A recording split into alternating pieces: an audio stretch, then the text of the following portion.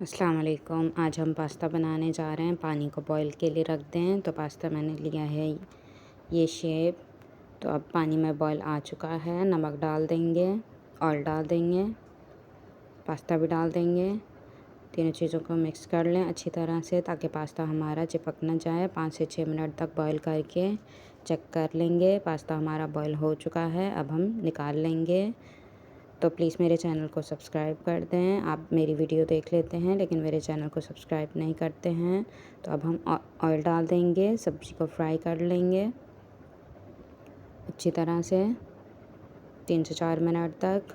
Mix में मसाले ले लेंगे। अब हम 2 टेबलस्पून जो है वो मैदा ले लेंगे। इसको हम भूनेंगे अच्छी तरह से। ये वाले स्पून लिया है, आधा किलो मैंने दूध ले लिया है। सब्ज़ी फ्राई हो चुकी है 3 से 4 मिनट तक।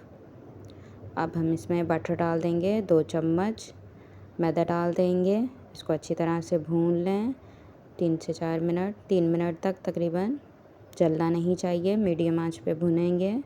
भुनाई हो चुकी है मैदे की। अब हम इसके अंदर दूध डाल देंगे। थोड़ा थोड़ा करके डालना है और साथ साथ चलाते जाना है। इसको अच्छी तरह से पका लें। बॉयल आ जाए तो जो हमने मसाला रखा था वो डाल दें।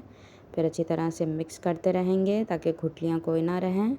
और एक प्याली मैंने जो हमने पास्ता बॉईल किया था वो पानी डाला है ताकि हमारे पास्ता की ग्रेवी जो है वो बहुत ज़्यादा गाढ़ी ना हो और इससे टेस्ट भी बहुत अच्छा आएगा।